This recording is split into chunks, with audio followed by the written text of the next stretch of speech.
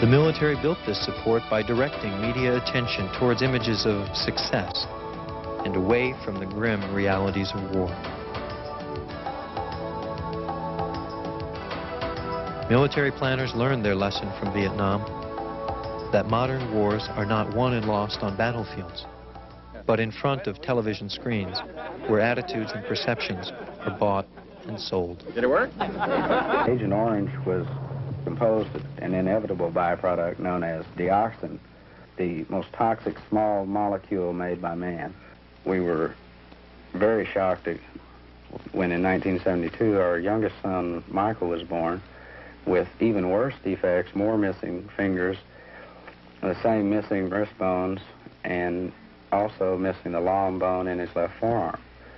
And the wrists were turned under in this case, too. It is astonishing just the large proportion of citizens of this country who are content with what I regard as a very kind of thin gruel of information and understanding about the rest of the world, who are content simply to kind of sit there. Now, I think the fault is not only theirs. I think the fault is also in the media and educational system, which tends not to prompt people to see the United States as what it is, part of the rest of the world. A potpourri of news and special reports, highlighted by two video works, one on the Gulf War and the other in focusing on Vietnam veterans. So we invite you to join us for an informative hour on Alternative Views.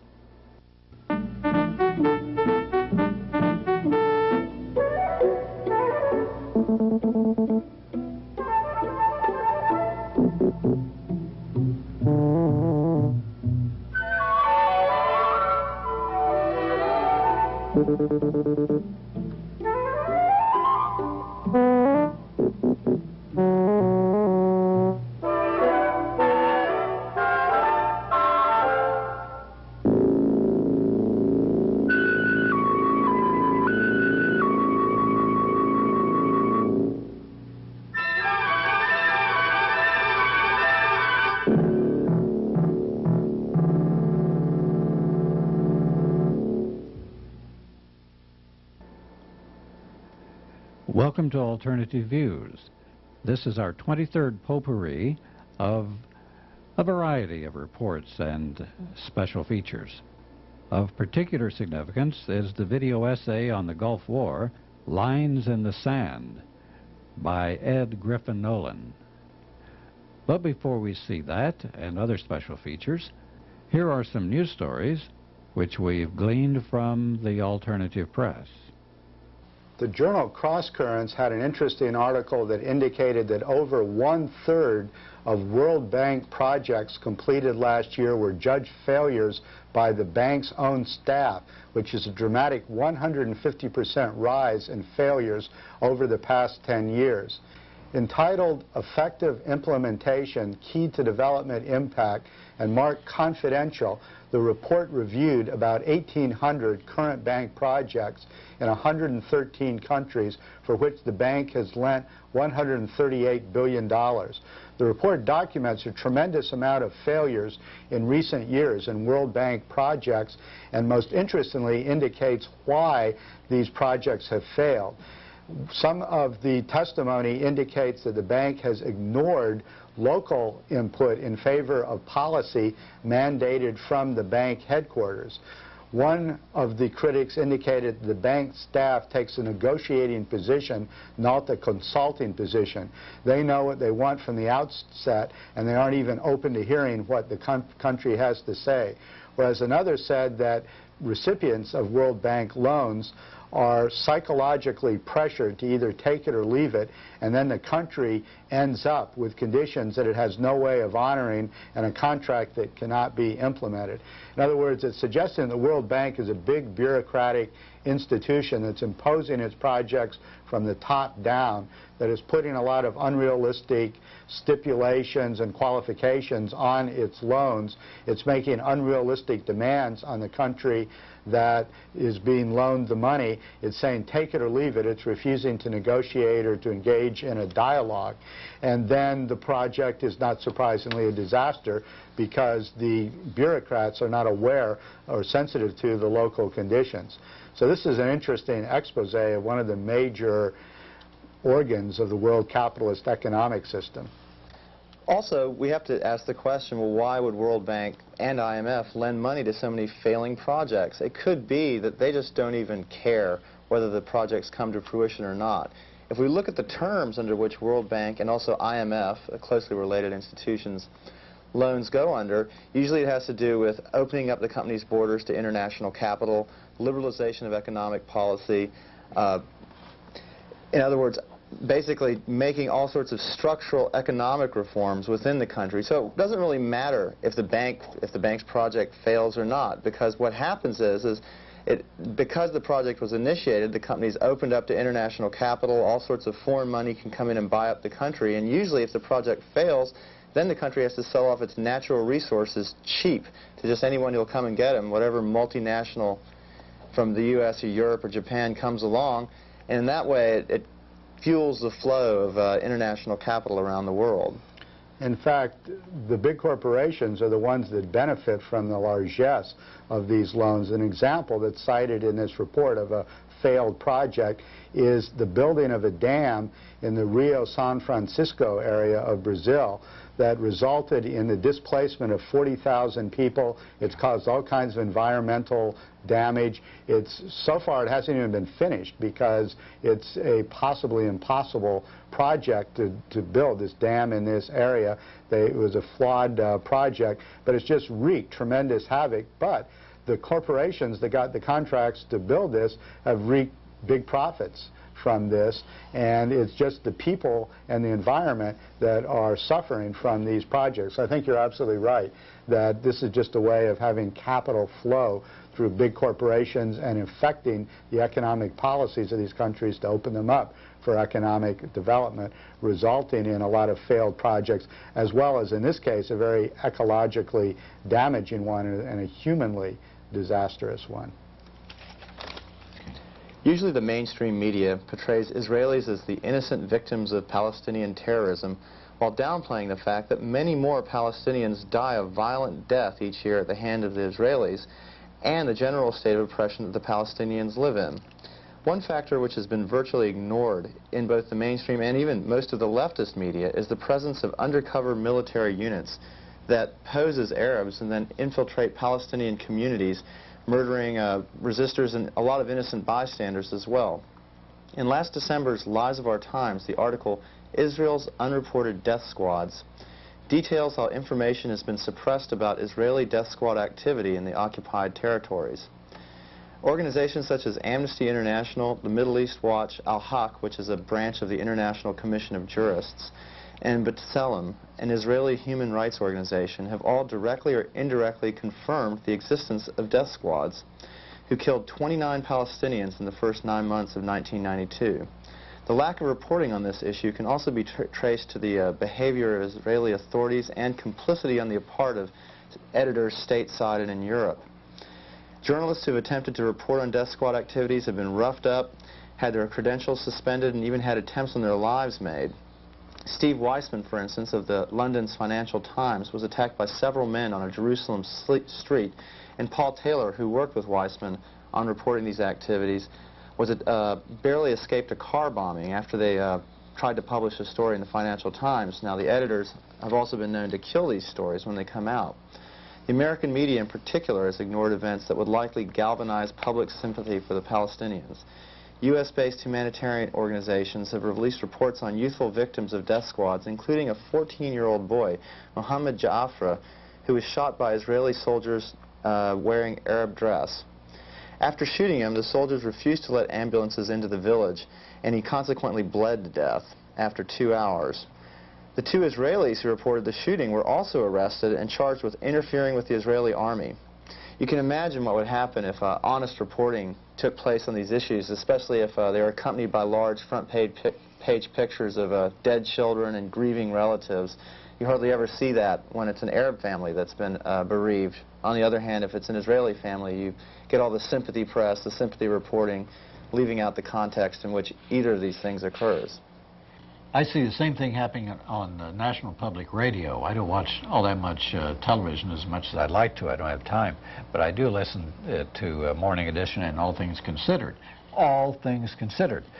I noticed, however, such distorted reporting always comes from somebody from Jerusalem, and it's always from the Israeli point of view. I think Linda Gradstein is the person who was the reporter from NPR, and they always say, oh, all these Israelis were stabbed or killed by the Palestinians, etc., etc. And they never give any background. They say, well, why are the Palestinians angry? They never say the fact that the settlers are there and they took over, they kicked off the Palestinians off of their land, out of their homes, and they've taken over the land, and that's what they're settling on. And no wonder the Arabs are angry about it. But you never see that. You never hear that on National Public Radio. When you look at the news, one way that they frame it is by giving it a very subjective cast. It's always taking the viewpoint of the Israelis, never the viewpoint of the Palestinians, which would be equally easily done. And this is one way that they bias their apparently objective reporting, by taking the viewpoint of one side or the other, taking the viewpoint of American corporations, taking the viewpoint of Israeli citizens, taking the viewpoint of Europeans versus people in some other country. You constantly bias the news, creating an identification on the part of the American public with whatever, international organs or other peoples that the media wants us to believe in.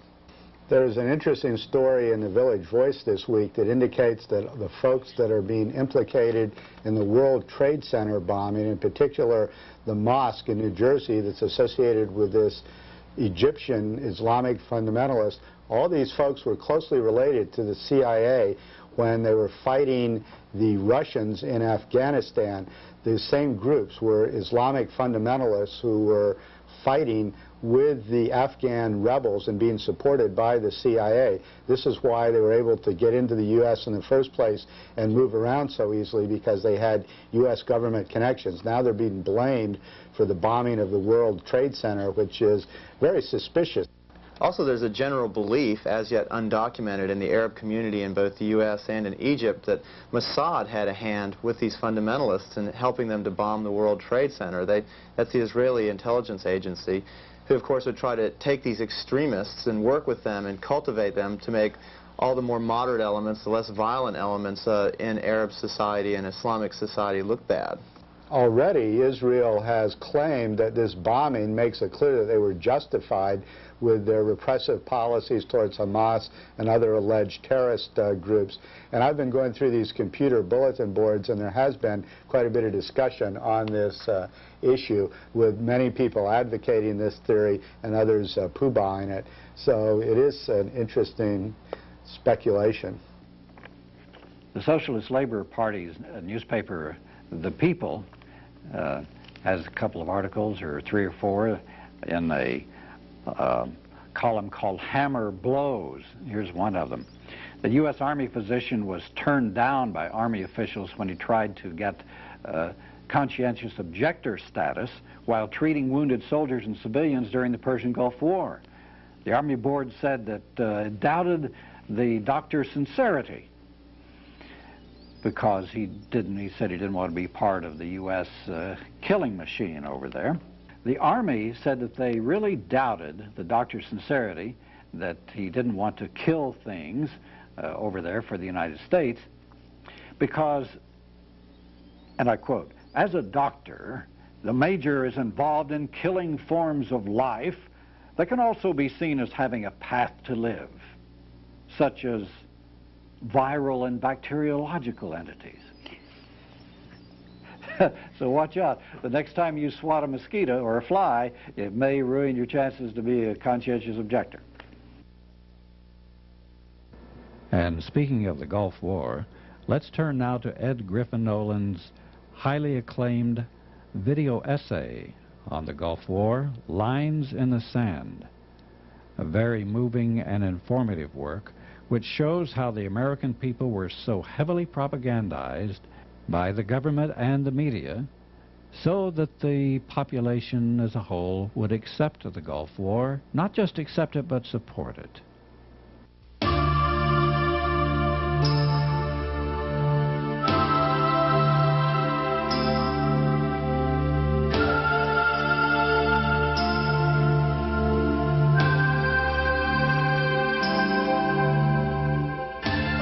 Between August 1990 and January 1991, the United States amassed 540,000 troops, 1,500 airplanes, 6 aircraft carrier groups, thousands of tanks, and tons of supplies in the Arabian Desert. In just 43 days of aerial bombardment and 100 hours of ground combat, U.S. and Allied troops defeated Saddam Hussein's forces and drove the Iraqi army from Kuwait. They also drove the ghost of Vietnam from the American political landscape. Vietnam, a long, unpopular war. 55,000 U.S. troops died. The country split down the middle and scorned abroad. When public support eroded, the military and national security establishment blamed the media for losing the war.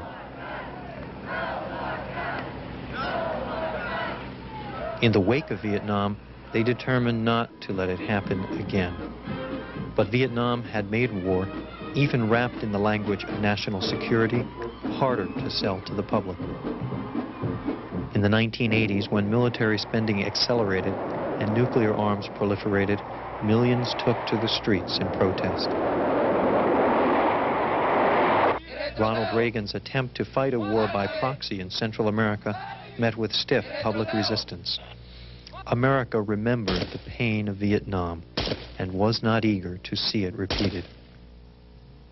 Vietnam had taught the press and the public to be skeptical and question official definitions of national security. It took a war like the one against Iraq, a war seen as relatively painless, to change all that. The Persian Gulf War was a kind of national therapy session.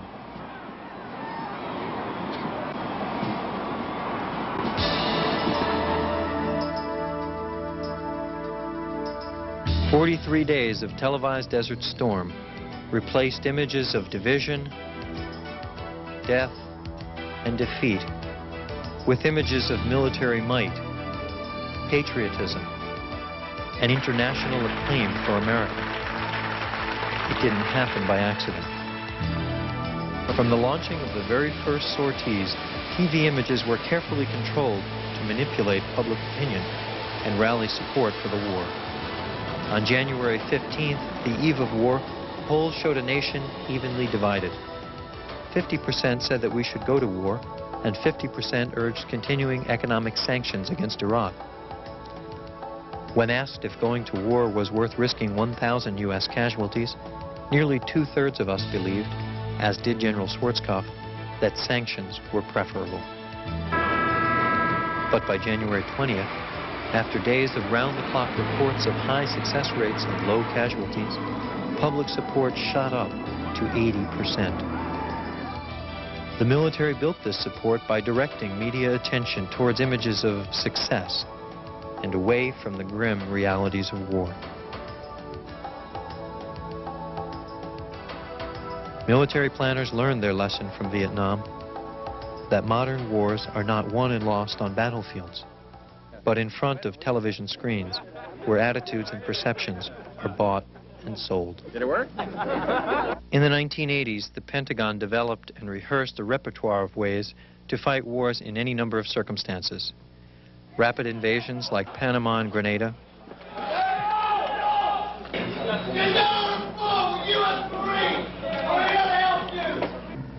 low-intensity wars in Central America, nuclear war against the Soviet Union, and others still to be announced. They also spent billions learning to sell war to the public. Since Vietnam, the military has been studying techniques for marketing its story, by managing the timed release of positive images and information and limiting reporters' access to combat situations. And we are here because we believe in freedom, our freedom and the freedom of others. Acknowledging the power of television to shape public perceptions, an Army trainer wrote in 1985 that, quote, "The material will of any country is significantly influenced by the images presented by the media." We're not walking away until our mission is done, until the invader is out of Kuwait. And that may well be where you come in.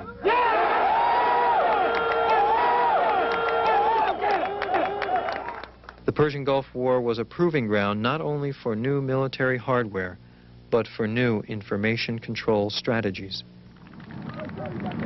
Michael Deaver, Ronald Reagan's principal media advisor, called the Persian Gulf War such a propaganda success that a team of public relations experts could not have planned it better. On television, this was a neat and clean and very quick war. We're going to walk through the country and liberate Kuwait. That's the way I feel. That's the way I feel about it. America tuned in to watch the war live. Instead, we were shown a new type of war, carefully scripted by Pentagon image makers and presented as news. We have air superiority. We can go wherever we want, whenever we want. Every time they send an airplane up to do something about it, it gets shot down. The television camera was the secret weapon in the U.S. arsenal for Desert Storm. Unlike Vietnam, where TV images of war's horror made their way home to us, in the Persian Gulf, the tube was solidly in government hands. Military PR experts selected, drilled, and rehearsed their briefers carefully for each appearance. I wouldn't comment on what our capabilities are there. As the President said, we are prepared to defend ourselves. Press officers only allowed interviews with selected troops and hovered nearby throughout. Reports were censored before they reached us. Hometown reporters inclined to write human interest stories were flown for free to Saudi Arabia, while journalists critical of the war were left out of press pools.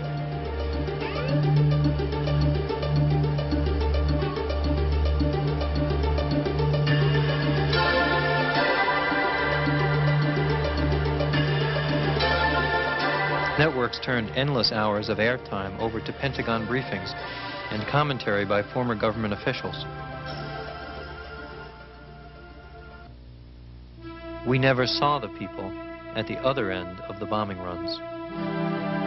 Due to Iraqi paranoia, media cooperation, and Allied censorship, we never had the chance to see people like this man, Mohammed Qadir, a geology professor and father of 5 living in Baghdad.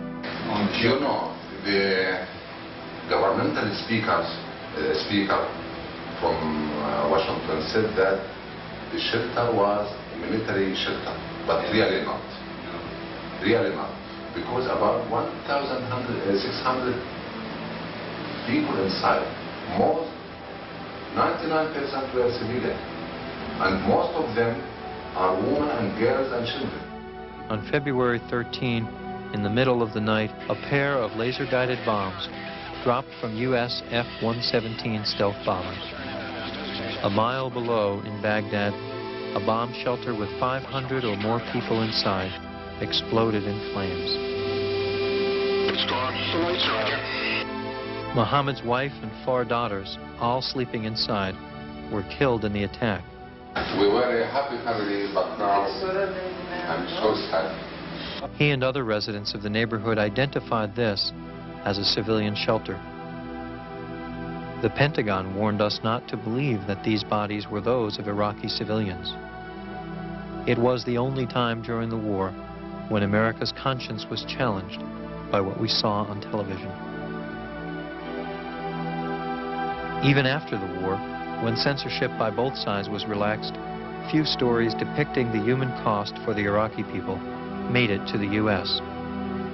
Reports continued to speak of this as a clean war, even as doctors warned that 170,000 children faced death from disease and malnutrition due to bombed-out electrical plants and other infrastructure targets.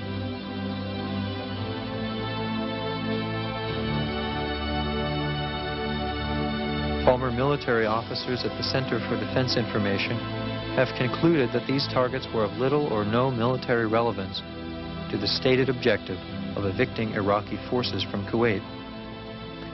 The Pentagon still refuses to give estimates for the numbers of Iraqi civilians killed by the smart bombs that poured into Baghdad and other cities, and the media does not press the issue. The carpet bombing conducted against Iraqi positions went on completely out of camera range. The smart bombs grabbed the headlines, even though 93% of the bombs dropped consisted of simple, indiscriminate explosives guided only by gravity.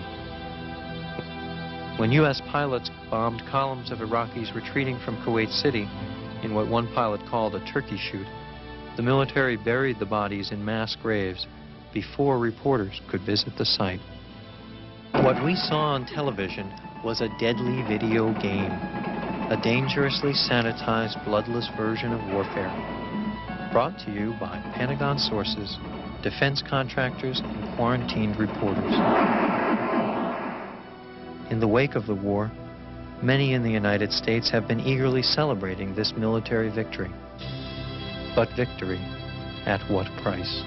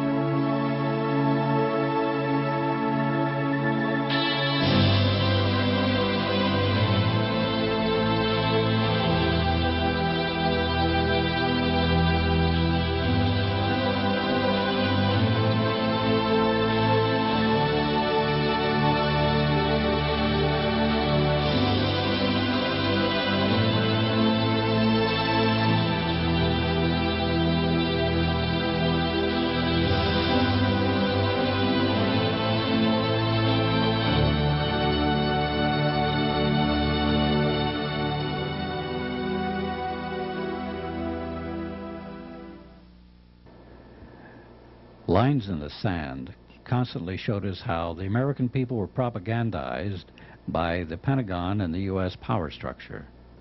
What may seem strange is that American people continually believe the lies they are told by the government and by corporations year after year, decade after decade. Why is this? Maybe we can find out next. Today on Alternative Views, our guest is John Downing, Professor of Communications at the University of Texas. John is author of the book Radical Media and editor of Film and Politics and the Third World and Questioning the Media. John, you're aware of and have written about mass media, particularly the alternative media or radical media from all over the world. And I'd like to ask you a question. I've talked to, we had a person on our program who was in Parliament from New Zealand. She said she felt when she got into the United States, she's all over the world, when she comes to the United States, she feels like she's constantly being propagandized in the most clumsy way. We did another interview with one of the world's finest documentary producers, filmmakers, from Syria. And he was talking about the same fact. Even a police state like Syria, he could watch documentaries on all kinds of subjects from all over the world on Syrian TV, but not on American TV. And it seems to me that Americans must be the most successfully propagandized people in the world. Well, I don't know that there's a kind of international prize for that as yet, but coming here from elsewhere, I think what strikes me is the extent to which the United States, on one level, seems like a gigantic island. Very inward-looking, somewhat self-satisfied, One is perpetually being told it's the most democratic society in the world, with the best media system in the world, and the finest education system in the world, and so on. And all this sort of patriotic patting on the back, even if it were true, I don't think is appropriate. And I don't, I'm afraid, think it's true. I don't have some particular kind of hostility towards the United States. I've lived here for 12 years. I intend to go on living here. And I've learned and gained very much from being here. But at the same time, it is astonishing just the large proportion of citizens of this country who are content with what I regard as a very kind of thin gruel of information and understanding about the rest of the world, who are content simply to kind of sit there. Now, I think the fault is not only theirs. I think the fault is also in the media and educational system, which tends not to prompt people to see the United States as what it is, part of the rest of the world. I think the fact that the US economy is now shrinking as a proportion of the world economy is actually gradually pushing Americans to recognize this fact, which has always been a reality. But it's a slow process, and in the meantime, it really is only sort of those people who go abroad not as tourists, but actually to live overseas, or who go maybe in the Peace Corps in some cases, or whatever, who actually take the trouble to ingest what they find somewhere else and to look at their own nation with new eyes, that I think are bringing the seeds of some kind of renewal to this society. Otherwise, we're just all going to be caught up in our kind of suburban complacency and slowly die of stagnation. Does it seem strange to you, or is it consistent with my opinion about Americans being so easily led around by the nose, that people can be so satisfied with an obvious phony like Reagan, a crook like Nixon, somebody, and get high approval ratings for the invasion of a small country like Grenada and Panama? Well, you've got two or three different things going on there. I think that a lot of people need to feel that the president they have elected is a good and worthy person, at least until the point 4 years later where they have an opportunity to unseat that person. And until the sort of the run-up period. But until then, a lot of people need to feel that the president is honest, far-sighted, intelligent, and good-willed.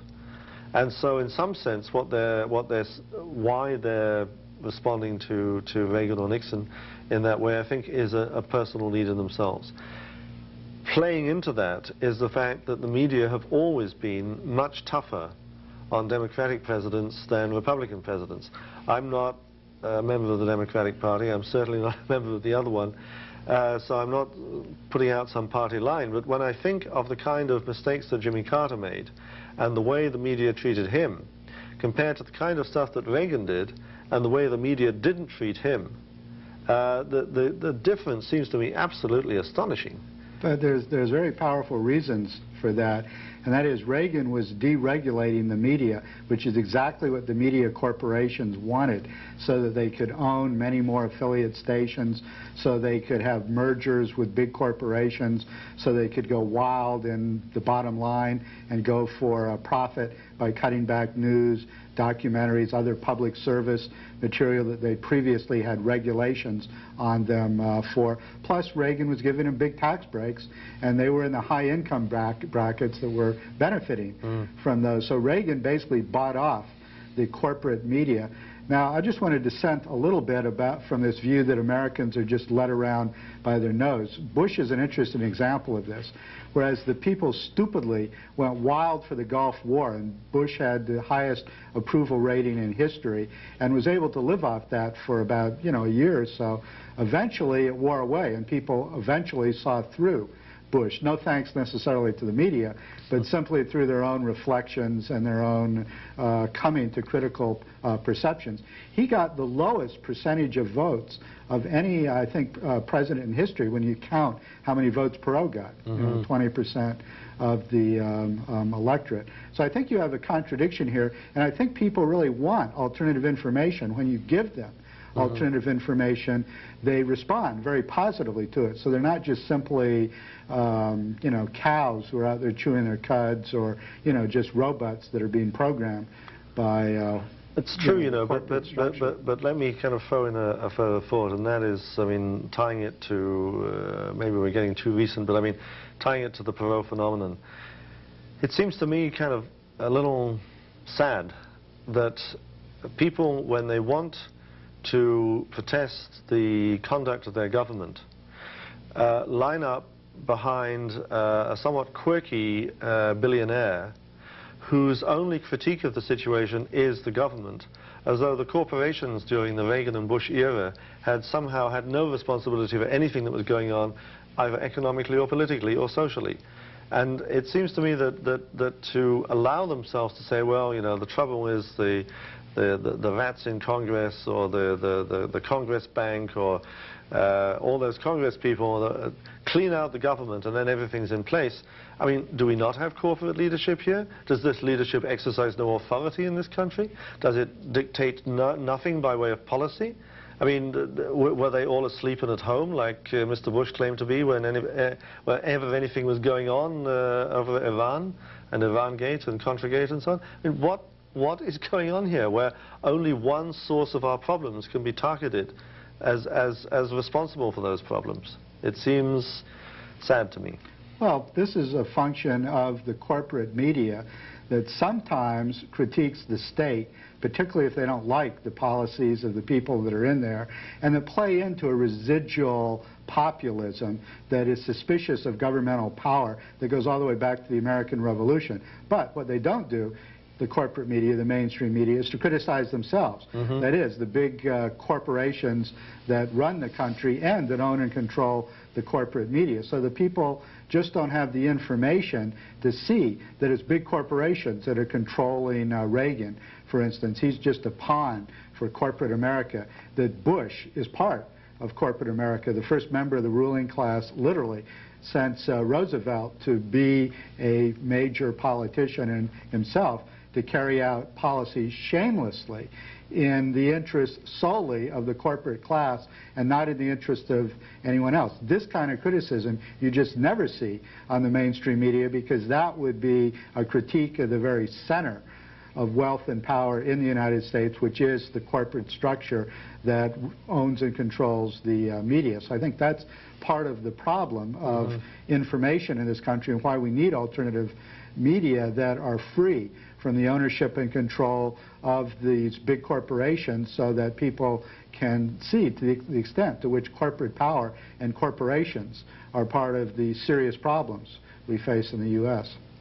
Well, that's what part of what C. Wright Mills called focusing of the American people on their attention on this noisy third or fourth layer of power in the United States Congress. Not a heck of a lot happens there of real substantive nature, but you focus the discontent and hate and attention on Congress. Don't talk about the power structure. Don't talk about the ruling class. That's part of the propagandizing of the American people I was talking about. I think. Here's a good example of how the power structure covers up its malevolence. On February 9th, the New York Times reported that George Bush may have pardoned Caspar Weinberger last Christmas Eve because he feared being called to the stand if the former defense secretary stood trial. Prosecutor Lawrence Walsh, in what David Johnston called a broad assault on Mr. Bush, released a previously undisclosed memo from December 18th in which the lame duck president was warned that prosecutors plan to have both him and former President Reagan testify. Going further, Walsh revealed a wealth of fresh insights that would, quote, would have exposed the administration's efforts to conceal the facts of the Iran arms sales. While top Republicans assert that Walsh is trying to build a criminal case out of a policy dispute, Walsh counter-asserts that Weinberger would have faced prosecution for serious crimes. He continued, saying, in preventing this process from going forward, President Bush did a grave disservice to the citizens of this country because, contrary to the impression created by the false testimony that he gave earlier, Weinberg was a knowing participant in the Iran-Contra affair. The prosecutor also said that George Shultz, if called to the stand, would have expressed his concern that the White House had tried to rearrange the record to protect Reagan from the legal consequences of his involvement. Couldn't you see that? Reagan in jail. Excellent. Followed by George Bush. Yeah, George Bush Even could go better. to jail for what he did. Yeah. This cover-up had implications far more reaching than this, however, even. Congressional committees first sought materials on Iran-Contra in 1987 and had the illegal actions of the Reagan-Bush administration come to light then. Bush could be in jail now, and it's also highly unlikely that Bush would have been elected president when it came out to the American public that he had lied vociferously. And we have Lee Hamilton and a group of Democrats that helped cover up the Iran-Contra scandal in the first place to thank for that. The same Lee Hamilton was involved in a cover-up of the October surprise recently, where he published an op-ed piece in the New York Times justifying a committee that he was in charge of that was supposed to investigate whether the charges had any basis, and he claimed they didn't, and the whole thing should be dismissed. So the Democrats were also implicated in this cover-up of Iran-Contra. In April 2nd, in an article entitled "Drug Companies Warn Administration Against Vaccine Programs," Philip Hiltz of the New York Times reports that fearing a prospect of lower drug prices, drug company executives said today that they might slow or actually stop the development of new vaccines if the Clinton administration moves ahead with the plan to vaccinate all American children by the age of 2.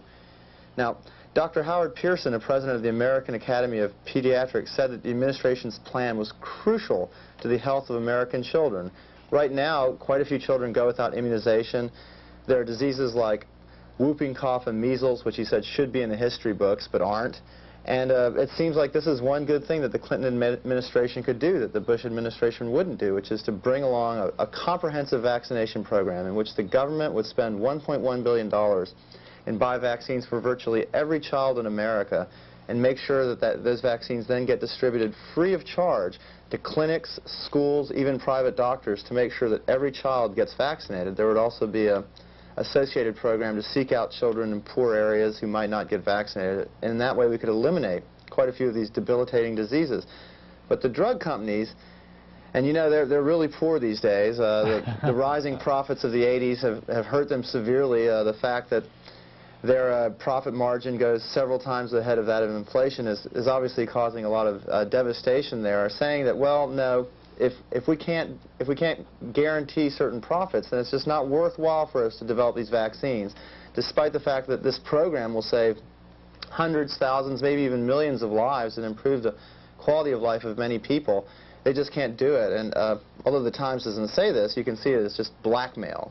Ali, there's a parallel to this that occurred during World War II, when a lot of the major U.S. corporations were continuing to do business and help the Axis powers that we were fighting all the time, making a lot of money and selling to both sides and actually producing airplanes and communications equipment and motorized trucks and all for the Axis powers when we were fighting them. Well, the oil companies were also doing business with the Axis powers as well as selling to the United States. But they were selling oil cheaper to Japan, it turned out, than they were the U.S. Navy. They were also refueling, went to the extent of refueling the German U-boats at sea while they were sinking Allied shipping. Well, although the United States and FDR knew about this, they didn't do anything about it, but it finally got so bad that the FDR called the oil company executives in and said, hey, you got to stop selling to these guys, we're fighting them. And they told FDR, hey, we don't have to sell you our oil. So nothing happened to them. Sounds like this with the pharmaceutical company. Yeah. We previously had the video essay on the Gulf War, Lines in the Sand. Now let's turn to the Vietnam War and see a short documentary about the tragic consequences of Agent Orange on one family and what they were trying to do to fight government neglect of the situation. An estimated 11 million gallons of Agent Orange was sprayed over Viet Nam, which is a country geographically comparable to the state of Georgia. And how did you come in contact with it? Well, personally, I was exposed by direct spraying. We also filled our canteens from local streams, bomb craters, rice paddies, wherever we could get it. Much of this water was contaminated with Agent Orange. Also through eating local fruits and vegetables and farm animals, livestock, chickens and pigs and stuff. I've read where dioxin is just absolutely the most horrible thing ever invented by man as far as being deadly and for a long period of time. National Geographic has said that it is the most deadly chemical molecule man has ever made. But it's very toxic. 3 ounces could wipe out New York City if it were placed in their drinking water. 100,000 to 1,000,000 times more potent than thalidomide in causing birth defects among children and people exposed to it. That's dioxin. Right. And we know the awful widespread tragedy of thalidomide. The reason that this deputy director with the FDA felt it was that bad is that thalidomide, as tragic as it was a one-generation thing. Dioxin changes the chromosomes, so it's an ongoing problem. The children born with birth defects because of dioxin, their children and their children's children will carry this forward until and unless genetic engineering were to become that, that helpful. So it is in that way 1,000,000 times worse.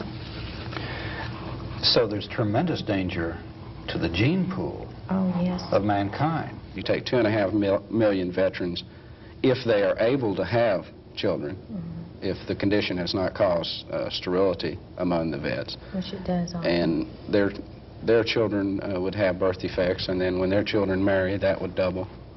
And it could get out of hand real quick. It could get out of hand exceptionally quick. And it's not just Vietnam veterans that have the danger. 2,4,5-T and 2,4-D, the other chemical, are both under scrutiny. They've both been banned by the U.S. Forestry Service because of numerous occasions of miscarriages and spontaneous abortions by pregnant mothers in areas close to forests where they were spraying for weed and brush control. Well, let's take a look at that film that we were telling you about. It was made by Celeste Villarreal, and it tells your story.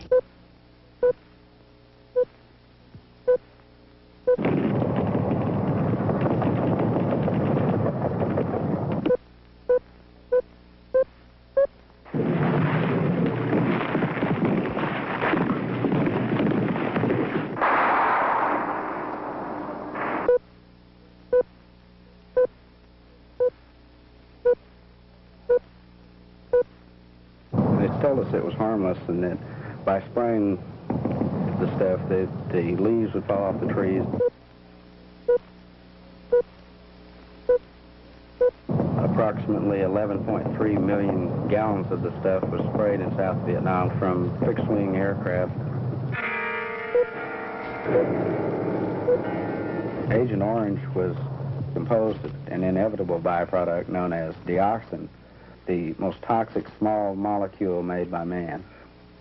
Since returning from Vietnam, it's caused a lot of health problems for myself, strange fatigue, neurological problems, respiratory distress. I constantly keep colds and flu-like illnesses. This went on for several years after I came back from Vietnam. I went to many different doctors, and in 1971 our first child was born and had multiple birth defects, including missing fingers on his hands and missing bones in his wrist, and his wrists were turned inward, back touching his forearm. My wife and I thought this was probably just one of those things that happens 1 in 1,000,000 times. So we were very shocked when in 1972 our youngest son, Michael, was born with even worse defects, more missing fingers, the same missing wrist bones, and also missing the long bone in his left forearm. And the wrists were turned under in this case, too. We still didn't make the connection between all these health problems and Agent Orange because we never heard really of the problems associated with Agent Orange. After intensive research at science libraries and looking through medical journals and scientific journals and genetic journals, my wife and I decided to set up a little information center in our home, and we're distributing copies of different medical and scientific journal reports on the dangers of exposure to Agent Orange and dioxin. We were getting calls from men 29, 30 years old with 4 or 5 different kinds of cancer all through their body. And after years of frustration and having doors shut in our face everywhere we turned, we decided to set up a nonprofit organization, and we called it the Brotherhood of Vietnam Veterans, in that basically was what we wanted it to be, a true brotherhood where veterans, no matter how bad off they were, could somehow find it within themselves to help other veterans, at least, if nothing else, by listening to their problems and sharing understanding as only they could, having experienced exactly the same thing. And where we're at right now is trying to overturn the ignorance and apathy of the government, the VA, and the American people in general, and to bring this problem out into the open, because we feel with the amount of evidence we've compiled in this short period of time, were it made public to the American people, they could not help but sympathize with the problem and see that the problem is corrected immediately. It was during this period of time that we were contacted by Rama Plummer, whose husband had died from cancer caused from exposure by Agent Orange. 4 years ago, my husband Paul died of cancer that was all over his body. With a letter that I received from his private physician, I went to the VA and filed the Agent Orange claim. I was denied and told that I needed clinical proof. I started watching my children's health. We had one of our daughters taken to MD Anderson, where a tumor from her upper lip was surgically removed. It's now suspected that she has a tumor inside the spinal cord. Her twin is emotionally disturbed and has a severe learning disability. The 2 younger children both have a lump on their lower left rib that doctors cannot diagnose. They can feel it, they can see it, they know it's there, but it won't show up on an x-ray, and it hurts. And the youngest one has some form of an eye disease that requires her to wear glasses constantly. And with the information that Danny and Donna had, we have that clinical proof, and yet the VA still denies it. Our real need is to get all this information together, and our only real hope for any results is going to be through public exposure and awareness.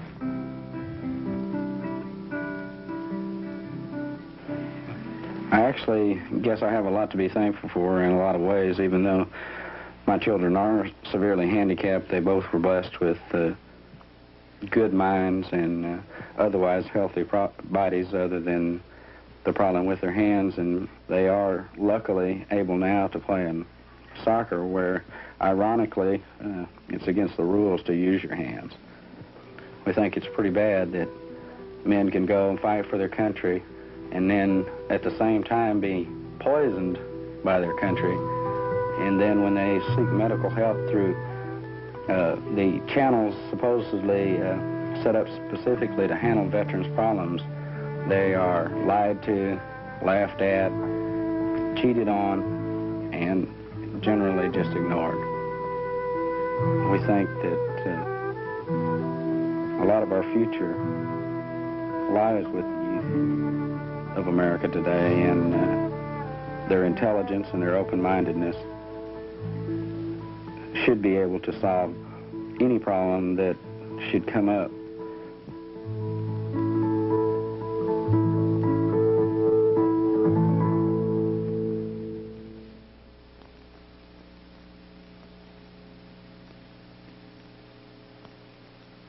Air Force has actually dumped tons of it in the ocean to get rid of it. They dumped it.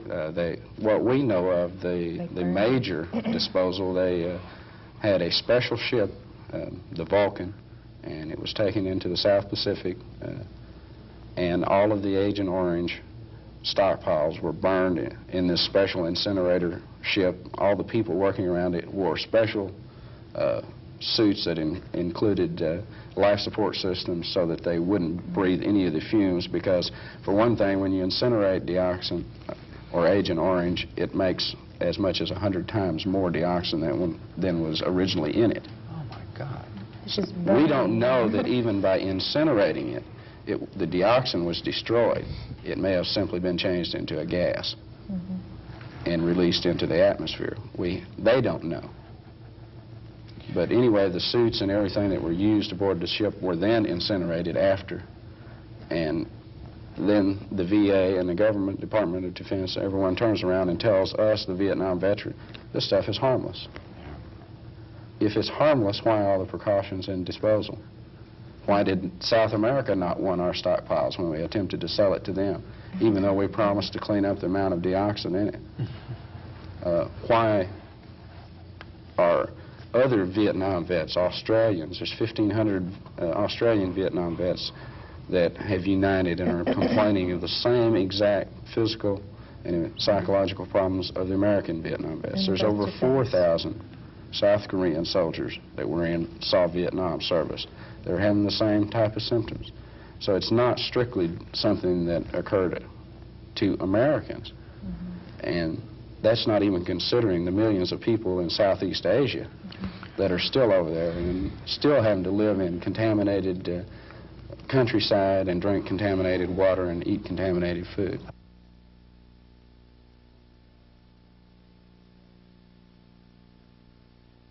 And that's Alternative Views for this time. We have a lot of people to thank for making our program possible. Brian Lynch, Eric Eubank, Kevin L. West, Rosalind Peacock, Catherine Galatera, as well as Sue Kim, Roger Newsonblatt, Maria Lopez, and Joelle May.